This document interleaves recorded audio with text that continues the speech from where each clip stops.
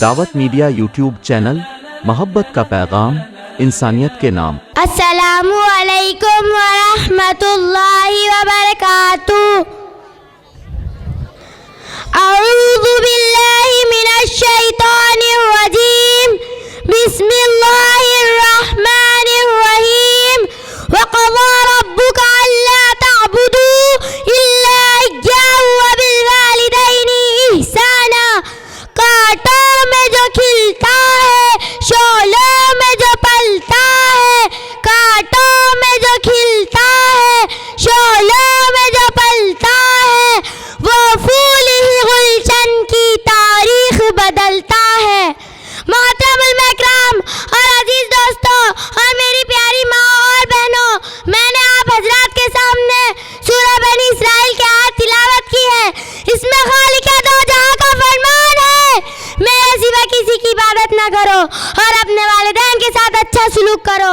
والدین میں سے کوئی ایک یا دونوں بڑھاپے کو پہنچ جائے تو ان کو کسی بات پر اف بھی مت کہو اور ان کو نہ جھڑکو اور ان کے سامنے اپنے کندھوں کو جھکا دو۔ آگے ان کے لیے دعا کی بھی ہدایت فرمائی، چنانچہ ارشاد ہے وَقُلْ رَبِّ ارْحَمْهُمَا كَمَا رَبَّيَانِي صَغِيرًا۔ اے پروردگار، ان پر رحم فرما جیسے کہ انہوں نے مجھے بچپن میں پالا۔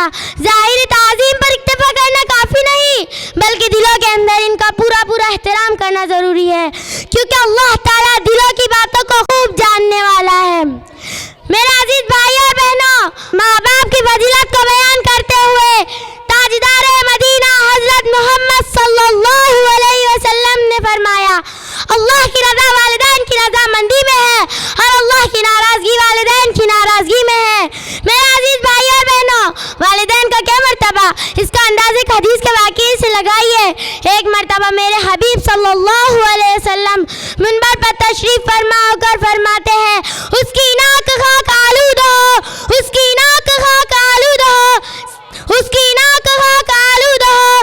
صحابہ نے معلوم کیا کس کی ناک خاک آلود ہو؟ آپ صلی اللہ علیہ وسلم نے فرمایا، جس نے اپنے والدین کو بڑھاپے میں پا لیا اور ان کی خدمت کر کے جنت میں داخل نہ ہو سکا ہو۔ سعادت و فضیلت ہے، لیکن ماں کا مقام و مرتبہ بلند ہوا ہے، کیونکہ ماں بڑی مشقتیں اٹھاتی ہے، اپنے آرام کو حرام کرتی ہے۔ ماں کو کیوں مقام حاصل ہو؟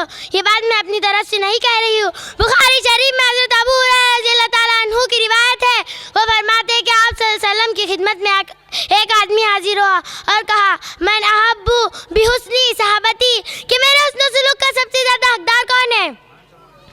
آپ صلی اللہ علیہ وسلم نے فرمایا امک۔ سائل نے پھر معلوم کیا ثم من؟ آپ صلی اللہ علیہ وسلم نے فرمایا امک۔ سائل نے پھر معلوم کیا ثم من؟ آپ صلی اللہ علیہ وسلم نے فرمایا امک۔ سائل نے چوتھی مرتبہ معلوم کیا ثم من؟ چوتھی مرتبہ آپ صلی اللہ علیہ وسلم نے فرمایا ابک۔ آپ نے اس حدیث میں دیکھا کہ 3 مرتبہ ماں کا تذکرہ اور چوتھی مرتبہ باپ کا۔ محترم حضرات، اگر اللہ رب حقیقی ہے تو ماں باپ رب مجازی ہے۔ اے نوجوان، کبھی تو نے غور بھی کیا ہے تیرے پیدائش و پرورش کے وقت ماں پر کیا گزری ہوں گی؟ درد ذہن نے اس قدر تڑپا ہے کہ سب مصیبتوں کو خوشی خوشی جھیل کر تجھے آغوش محبت میں لے کر اپنے خون کو دودھ بنا کر پلایا۔ افسوس، صد افسوس، زیادہ وقت گزر نہیں پاتا کہ انسان اپنے والدین کے احسان بھلا دیتا ہے، لیکن عرش عظیم کے مالک نے انہیں نہیں بھلایا، بلکہ عبادت کے ساتھ ساتھ والدین کے حسن و سلوک دے کر ان کے مقام و مرتبے بلند فرمائے ہیں۔ آخر میں صرف ایک واقعہ سنا کر رخصت ہو جاؤں گی۔ اس واقعے سے اندازہ ہوگا کہ والدین کو ناراض کرنے کی سزا کتنی سخت ہوتی ہے۔ دوستو، حضرت علقمہ کا آخری وقت ہے، صحابہ کلمے کی تلقین کر رہے ہیں مگر زبان سے کلمہ جاری نہیں ہو رہا۔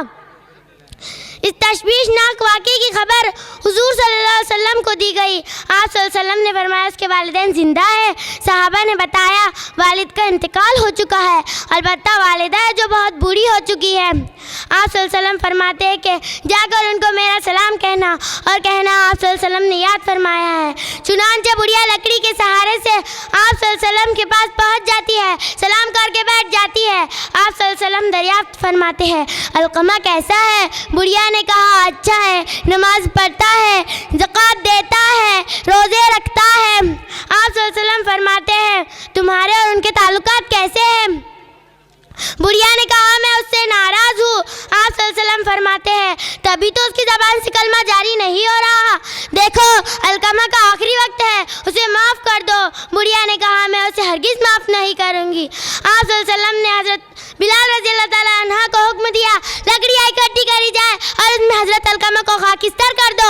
یہ سننا تھا کہ بڑھیا زور زور سے رونے لگی، چلانے لگی اور کہنے لگی میں اپنے لگتے جگر کو اپنے سامنے اس طرح جلتا نہیں دیکھ سکتی، میں اسے معاف کرتی ہوں۔ معاف کرنا تھا کہ ان کی زبان سے کلمہ جاری ہو گیا اور ان کا انتقال ہو گیا۔ آپ صلی اللہ علیہ وسلم نے ان کی نماز جنازہ پڑھائی، مدینہ کے قبرستان میں رقت انگیز تقریر فرمائی۔ اے انصار اور مہاجرے کی جماعت، تم میں سے کسی نے اپنی بیوی کو ماں پر ترجیح دی، اس کی نماز اور روزہ قبول نہیں۔ یہ والدین کا مقام و مرتبہ ہے، ان کی خدمت کے ساتھ ساتھ عبادت بھی قبول ہوتی ہے۔